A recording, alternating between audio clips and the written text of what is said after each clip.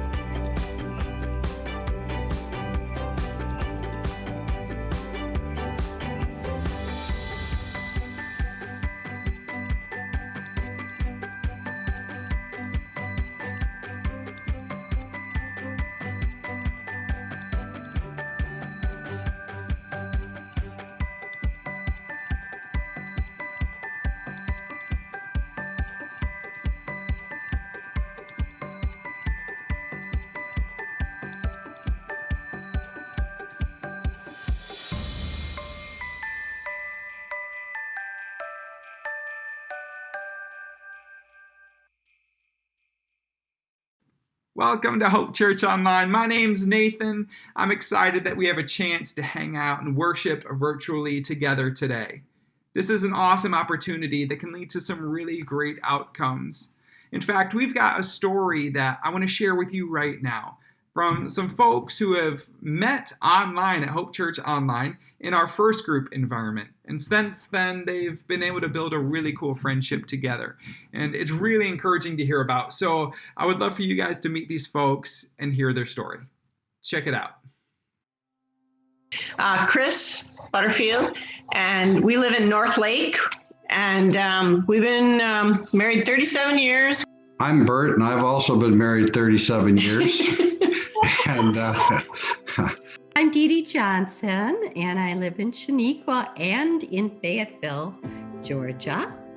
Well, we both lost our spouses to pretty terrible illnesses, and I got intimidated into online dating, and she popped up in the middle of the screen and said I would like to meet someone within 25 miles of New Berlin, Wisconsin. And I said, well, where's New Berlin? Actually, where is Wisconsin? I'm here down in Georgia. Minnesota. It turns out that I accidentally typed in 750 miles instead of 75. And that's the way we met.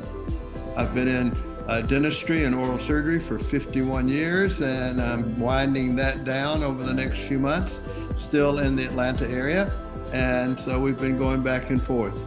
And so it's been most interesting 2+ years of marriage. So we did go a couple times off and on to Silver Lake School, and I think we've gone to the art center for like Easter and Christmas. Yeah. So we off and on, we were like considering, do we want to be part of it? We kind of had stepped away and didn't know what we wanted to do. And then when COVID happened, we're like, you know what? We got to stay home. So to have this option and to have it stream live, I don't know, I feel more connected to things that are streaming live. You feel like you are really part of it. And so that was kind of the start of coming into a bigger relationship with being part of Hope. First we did Starting Point. and then first group, and that's how we met Ken. Jake is 11 years old. He got away one night, and the teenagers in their car found him and then posted something on Facebook, and I think it got to a site that Chris watched, and I was sharing that on First Group, and you shared that whole thing. So I have this app called Nextdoor, and it's for our area, and I had been watching the whole, interaction of different people about Jake. And then Ken's telling the story, and I'm like, oh, that's your dog. And then we realized how close we lived to each other. So yeah, kind of went from there. Just clicked. Yeah. We feel like we're so, this was destined to, God put us all together. I think it's been really an amazing phenomenon that you can be online and relate the way our group, first group related. And it's amazing how intimate people have gotten, sharing their lives, sharing their struggles, they're sharing about kids. And we carry those burdens. The online has not stopped us from being very open and personal and sharing and getting to that deep level of, support with each other. What I love about that story is it shows that online church is still church, and we can take people who don't even live in our community and bring them together into fellowship with Hope Church and give people a genuine sense of belonging and relationship with one another in God's family. And I'm so excited that we're doing that during this time, and that's where the future of the church lies. So for those of you who financially support our mission as a church that are allowing us to change lives and eternities, thank you for your support. If you would like to begin financially supporting Hope Church, you can text any dollar amount to the number on the screen, or you can click the link in the chat and follow those prompts as well. Well, to get in the Christmas spirit, we're going to start with a carol today that retells the simple Christmas story, and it's one of my favorites. Hope you can sing along.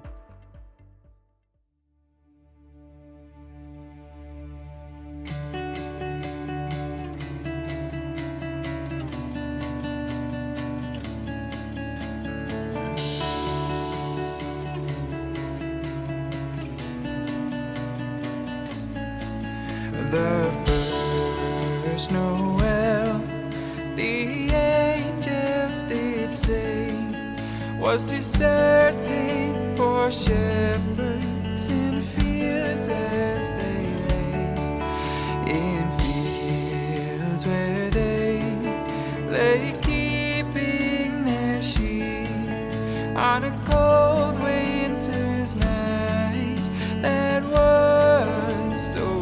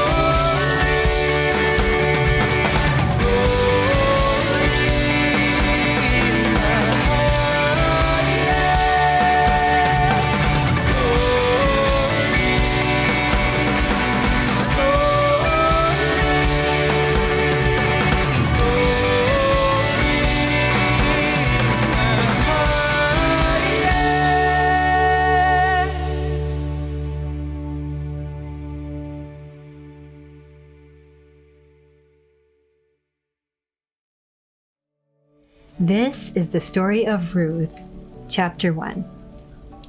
Naomi was born in the town of Bethlehem. She loved it there.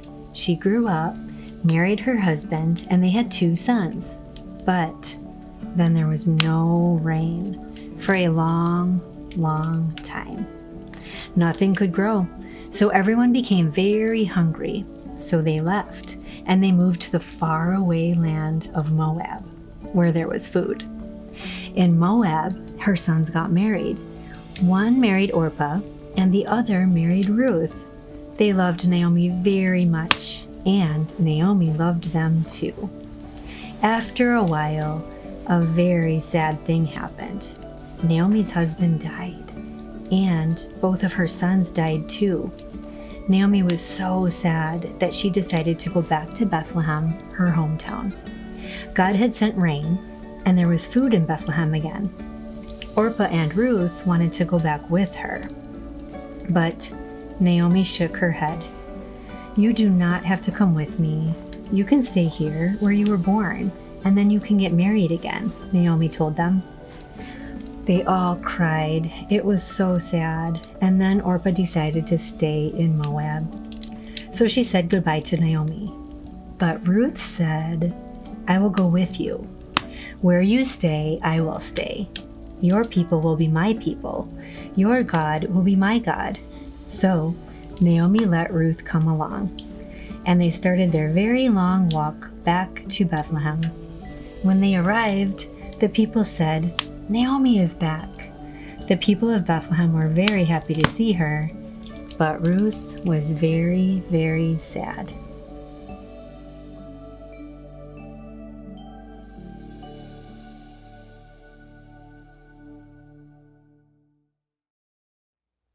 Hi, and welcome to Hope Church. I'm so glad you're here this morning, and it is a joy to celebrate all that God is doing as we join together to worship Him, to learn from His Word. And it is my hope and prayer that this past few days around the Thanksgiving holiday has given you an opportunity to reflect on what you can be thankful for.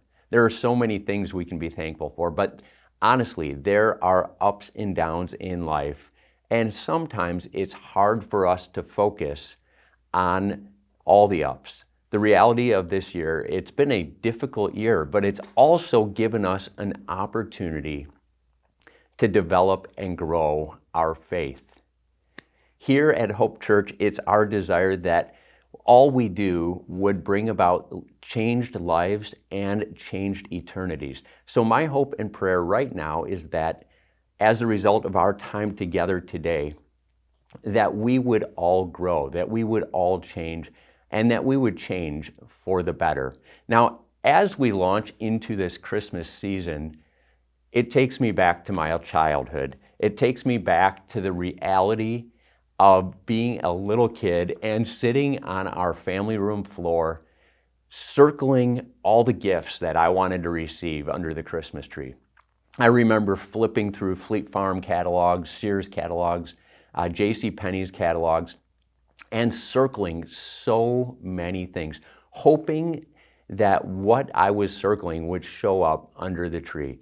And I remember a Christmas many years ago where, as a little boy, I was hoping for a certain gift that I didn't receive. I was hoping for a yellow Tonka truck, but in its place, what I ended up receiving was not a yellow Tonka truck, but a little Fort Knox bank. It was a green bank with a little red dial on it, and the reality is what I wanted, I did not receive. My hope and prayer was for that Tonka truck, and what I ended up receiving was a little Fort Knox bank. Now, it did cause me to wonder, what could I put in this Fort Knox bank? What could I do? But even more important than the little Fort Knox bank or the Tonka truck, when I was about 10 years old, all I wanted was a gas-powered 2-seat go-kart that would allow me to have a friend join me and go off-roading. I was hoping year after year that that a string by the Christmas tree would lead me out to the garage where I could open up and unwrap this amazing gas-powered 2-seat off-road go-kart. But that string and that go-kart never materialized. It was a hope that I had that became a disappointment. And the reality is, all of us this year and in our lives, we've experienced both ups and downs. We've experienced hopes and disappointments. This past week, a week ago, the Packers played the Colts, and there was great hope as the first half was coming to a close. But a fumble in overtime caused the Packers to lose a game, which led to a great disappointment.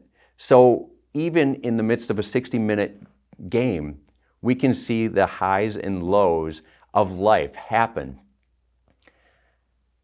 We can also see the joy and hope as we see a young couple unite in marriage.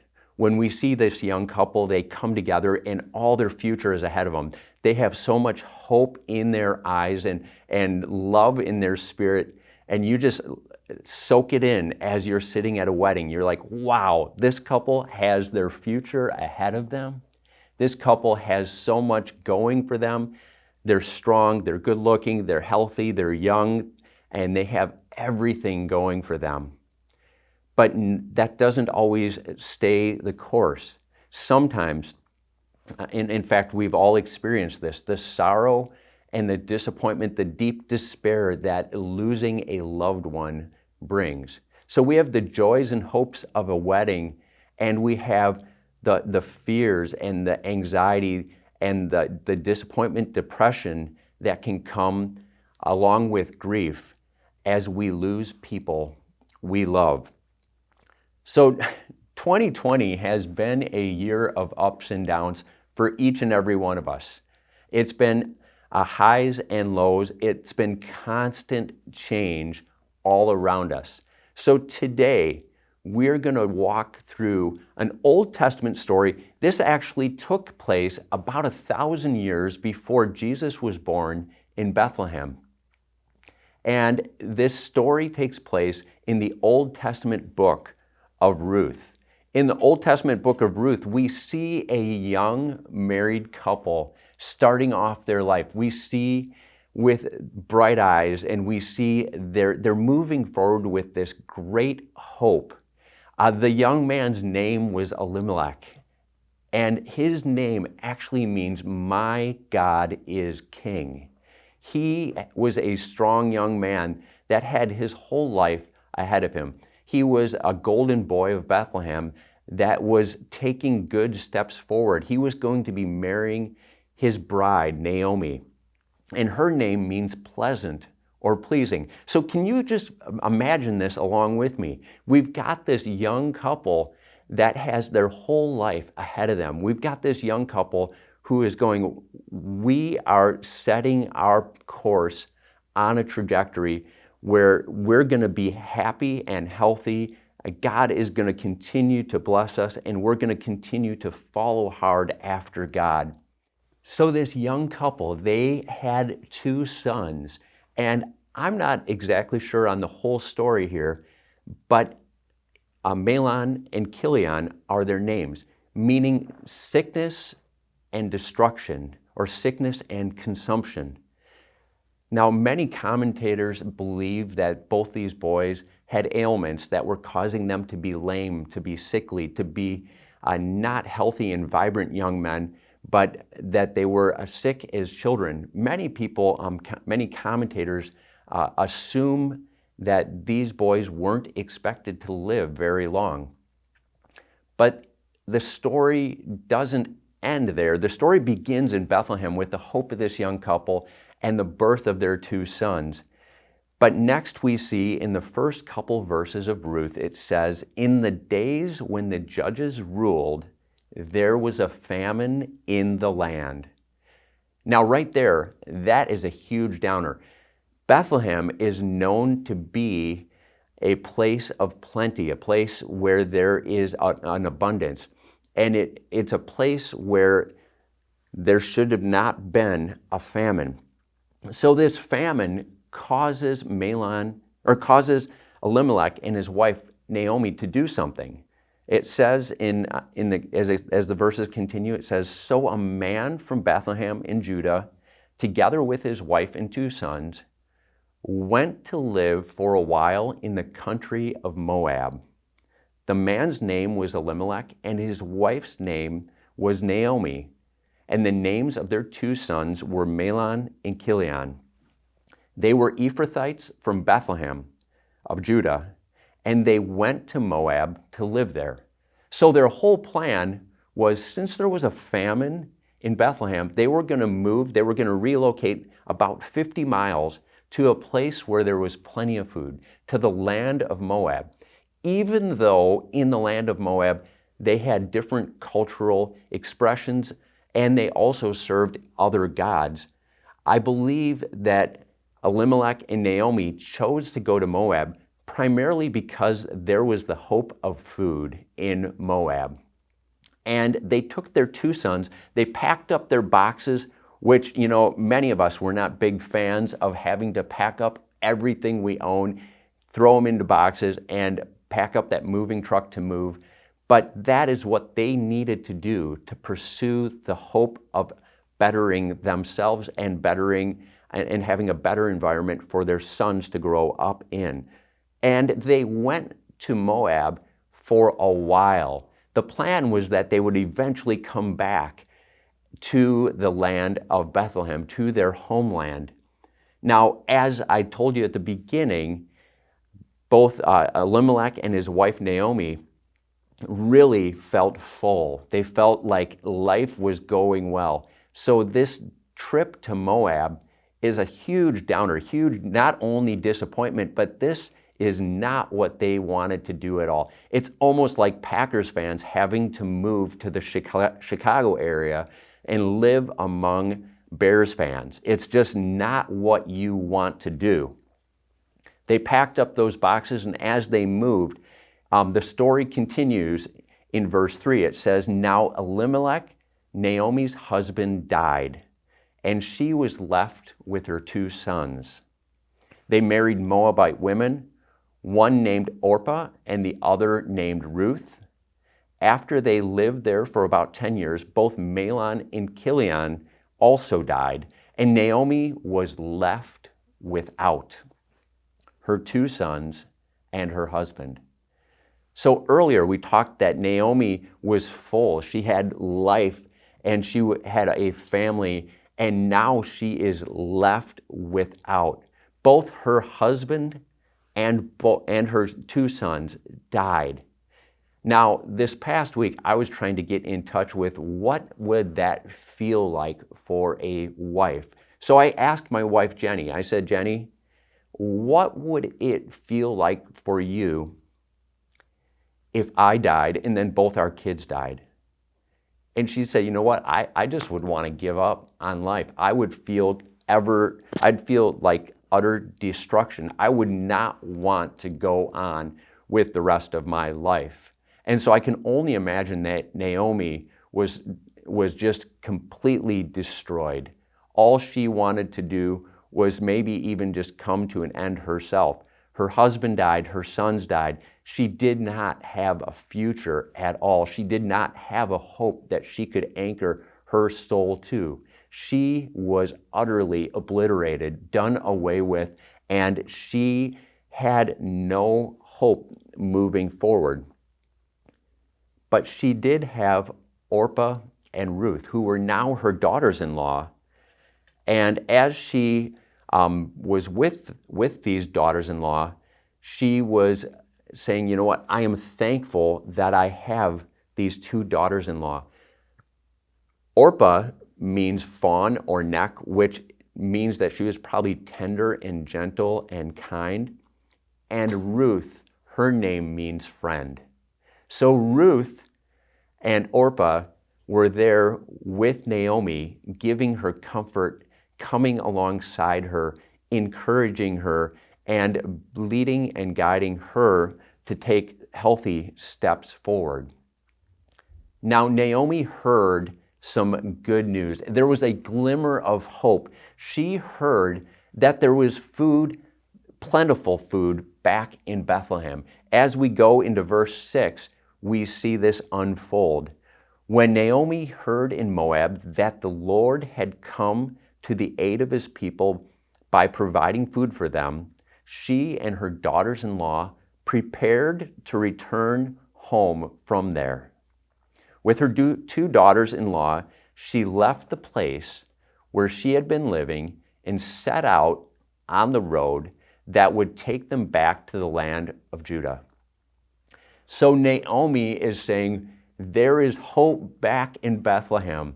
I've lost my husband, I've lost my son, but at least I can go back to my people. At least I can go back to something familiar, something that will give me the hope that I need to carry on right here, right now.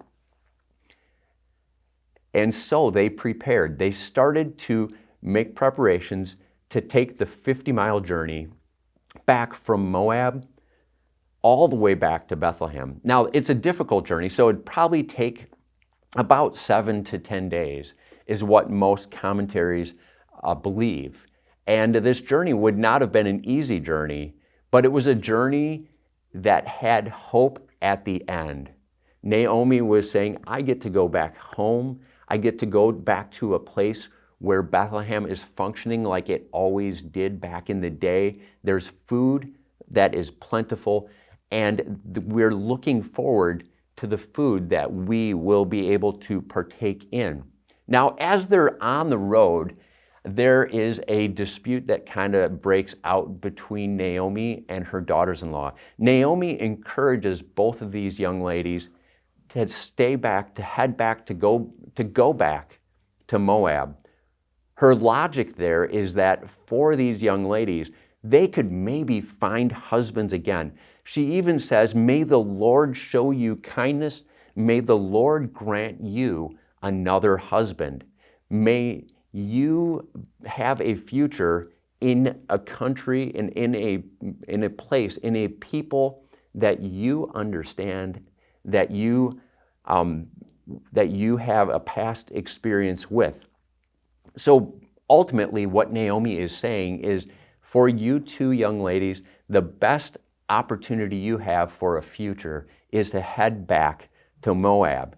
She says, you know what? If you come with me, are you seriously going to wait another 15, 20 or more years for me, first of all, to find a husband, then to conceive sons, and then to let them grow up to be of the age where they could marry you? Are you really going to wait that long? And I think Naomi is saying, if you wait that long, Ruth, if you wait that long, Orpah, you're going to be past childbearing age. You are not going to be able to conceive children and carry on the hope of our family.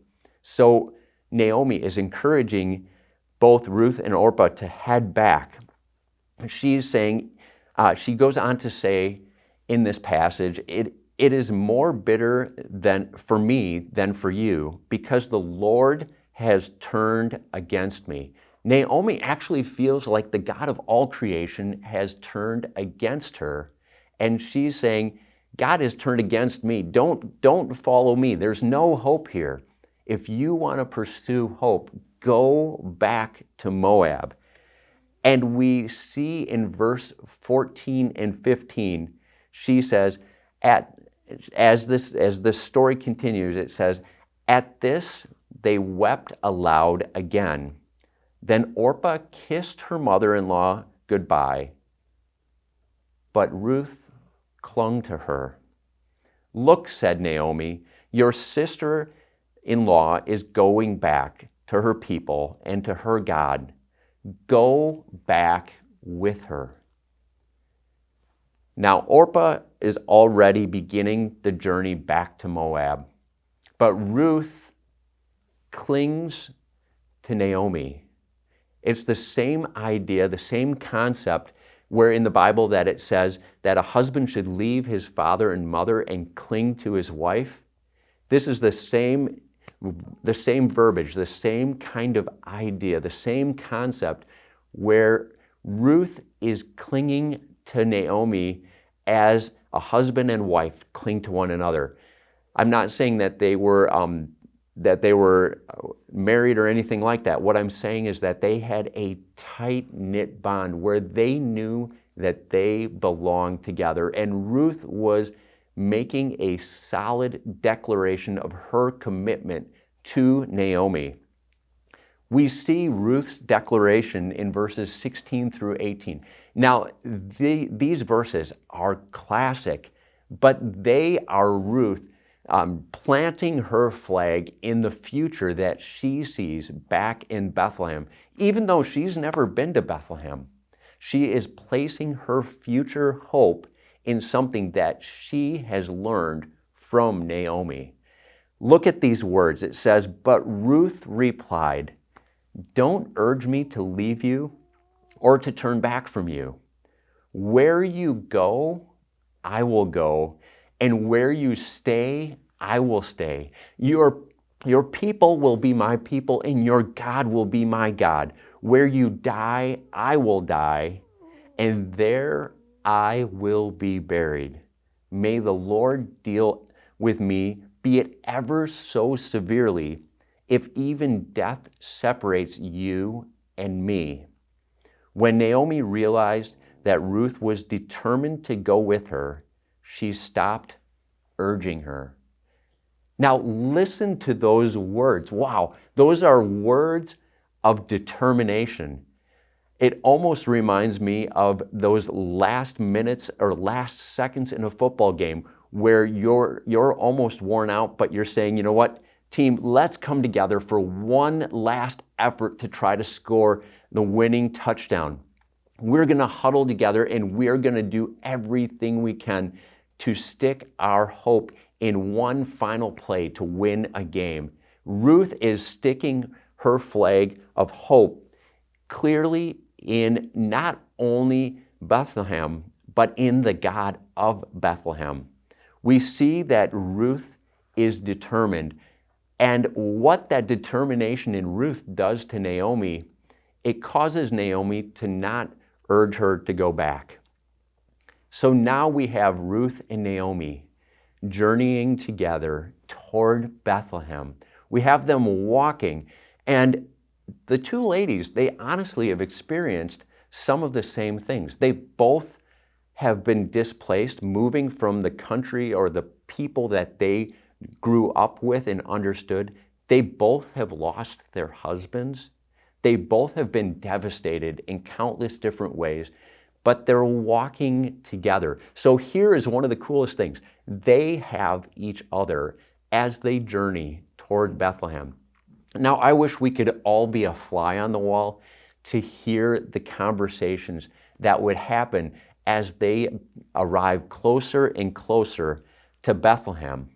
But as they arrive in Bethlehem, we see in verse 19, it says, "So the two women went on until they came to Bethlehem. When they arrived in Bethlehem, the whole town was stirred because of them.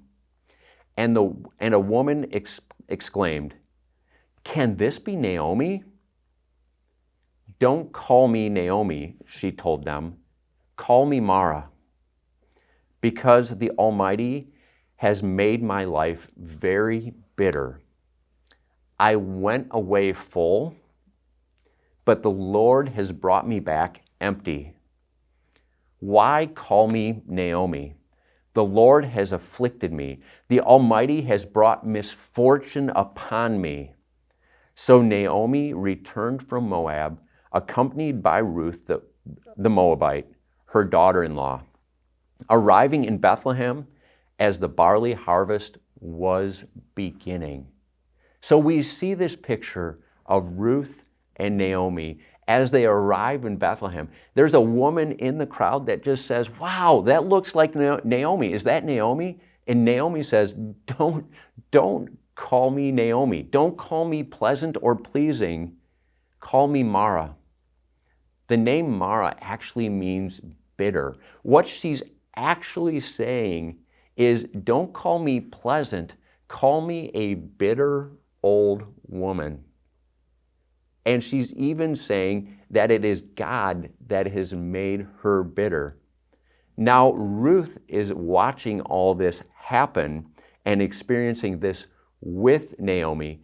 And as they walk forward into this city of Bethlehem, they walk in during the season of barley harvest, which is a time to celebrate. It's much like Thanksgiving that we just finished celebrating. The reality is that they are celebrating bringing in the harvest of barley that Bethlehem is known for. Bethlehem is known as the city of bread, or the place of bread. And this city is they're celebrating the joy of God's provision for them. But in the midst of that celebration, Naomi is still bitter. Ruth is watching this and she's trying to figure out, what do I do? What happens here? But we already know that Ruth has declared that her future till the day she dies is going to be partnering and coming alongside Naomi. No matter what it means, she is planting her flag firmly in the city of Bethlehem and in the hope of God and God's people. Now, the reality is that we have a question to wrestle with right now. So, who do you want to be like? Do you want to be like Ruth, who is firmly planting her flag of hope in the future that she sees in Bethlehem and in the God of Bethlehem? Or do you choose to follow Naomi's path of bitterness, of living with what is not going well, what isn't happening? Are you going to follow that path of bitterness? Honestly, each and every one of us have a choice. We have a choice to make to plant our flag in the hope that God and His people offer, or we can continue to pursue a path that leads to just more bitterness, more resentment, more struggle, more just discouragement, depression, and negativity. But the reality is that to follow Ruth's path takes determination and grit on our part. It takes saying, you know what, I am going to plant my flag in the hope that I can have, even if I don't fully understand the hope that I can have in God and His people. Ruth didn't understand everything, but she knew that her hope she had more potential for hope back in Bethlehem and following Naomi than she did in Moab. So today, I want to conclude by closing in prayer. And first of all, want to also encourage you to join us next week as we continue to unpack this story found in the book of Ruth. Jason's going to be walking us through chapter 2 next week, and I can't wait to see how this story unfolds, because the story doesn't end here. Let's pray. Dear Lord, we are so very thankful that you are a God of hope. Lord, we live in a time and in a world that's broken. We live in 2020, which has been a year of chaos. Lord, it's not just disappointing, sometimes it's downright depressing. But Lord, in you we can have hope. So Lord, I pray that we would pursue hope, that we would lean forward into hope, and Lord, that you would do that in us. Lord, help us as we take steps forward this coming week to lean into the hope that you provide for us. And Lord, during this Christmas season, I pray that you would lead and guide many people to changed lives and changed eternities for their good and for your glory. In Jesus' name we pray. Amen.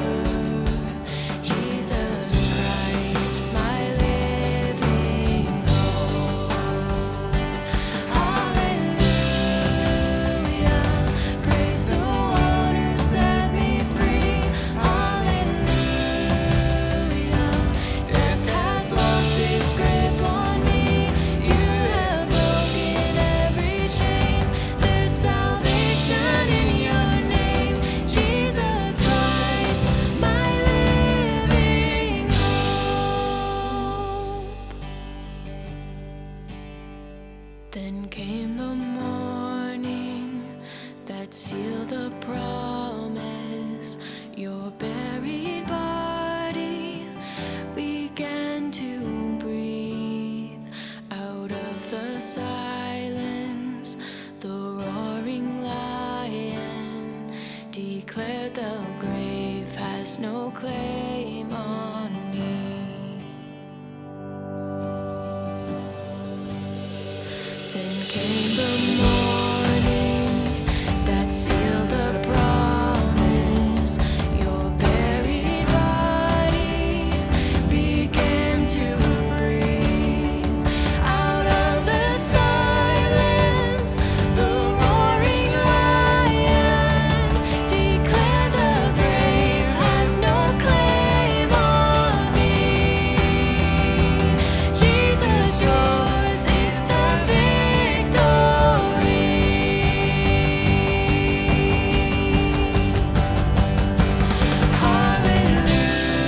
Hallelujah, praise the one who set me free.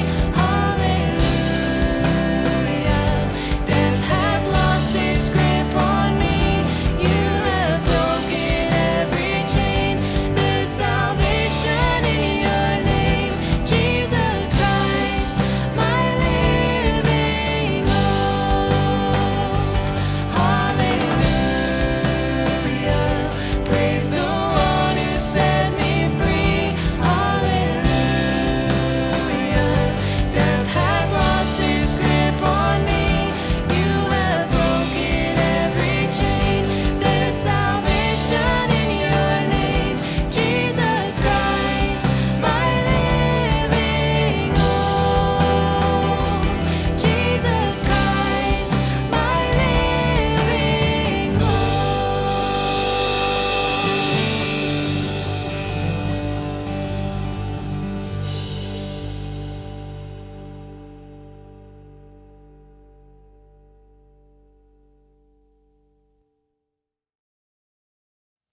In today's story, we were introduced to Naomi and Ruth. And these two women, they were in desperate need of the basics, like food and basic supplies. What we're going to see as we move forward in the story is that God used His church, His people, in order to meet their needs and get them through a rough time. And that's what God still wants His church to do today.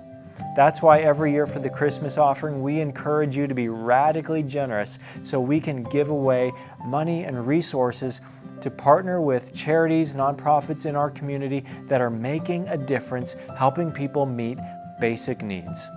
Well, this year I'm excited to announce that we're adding a new partner to the Christmas offering, and it's called the Bethany Recovery Center. This is a brand new nonprofit organization that's about to open in Oconomowoc, and their mission is to help women who are addicted to drugs and substances break free from addiction. And specifically, they're working with women who have young children. This is going to be a new 30-bed organization right here in Oconomowoc designed to help women in need. Let's take a look and learn more about what they're going to do. We believe that addiction can be intergenerational, and if we have the opportunity to intervene on these women while they're pregnant, it can change the trajectory of their lives and the lives of their children for generations to come. And so what we want to provide is an opportunity for women to really get a solid foundation of recovery, and they can begin that here at Bethany Recovery Center. My name is Debbie Adamus, and I'm the program director for Bethany Recovery Center. I have a huge passion for this work. I am in long-term recovery myself from addiction. That is what catapulted me into wanting to really be a part of the solution and working with people who have addictions. You don't have to be pregnant to be a part of this program, but we do have a specialty around women with children and women who are pregnant. Many of the women who come to us have trauma histories. Many of the women who come to us have co-occurring mental health disorders, so depression, anxiety, bipolar, those are like the three top mental health issues that we see with women who also have a substance use disorder. Our program is going to be a family-focused model, so we believe that families are an integral part of recovery. We also recognize that families are impacted in a tremendous way by their loved one's addiction. And we want to provide services and support for family members as well and make this a comprehensive recovery program. It's a 30-bed facility. We are hoping the first quarter of the year that we will be up and running. We are close to being ready. We're going to need some very basic things: diapers, bibs, clothes. We need cribs. We need bassinets. We need baby baths. We need everything baby. There's an incredible amount of shame with women who are pregnant and who have a drug or alcohol problem. And so we want to eliminate that shame. We want to welcome them into our program. No judgment. We want to empower them. We want to help them to overcome their addiction and to be healthy, happy parents.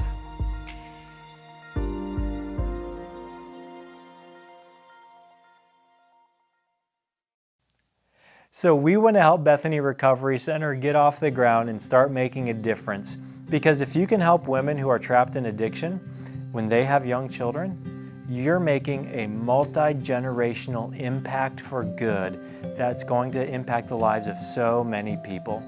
And what they need us to do is to start collecting supplies for babies. So we're going to take up those supplies. Everything from strollers and diapers to wipes and changing tables. We're going to take up offerings of those items. We've set up drop-off locations all over the Lake Country area, and on December 17th, we are delivering them to the Bethany Recovery Center, so that's your deadline. To find out where you can make a donation, click on the link in the chat or go to our website, hopelakecountry.com, and look for the link for the Bethany Recovery Center.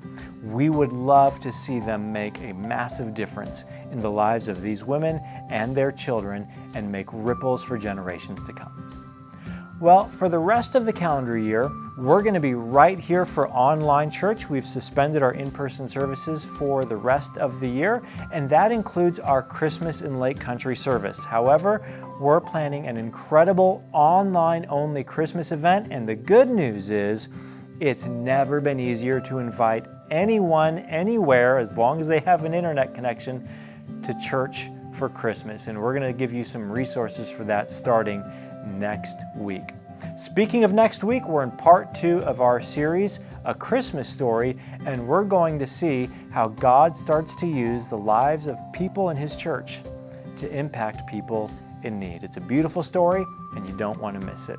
Have a great week. We'll see you next Sunday for Hope Church Online.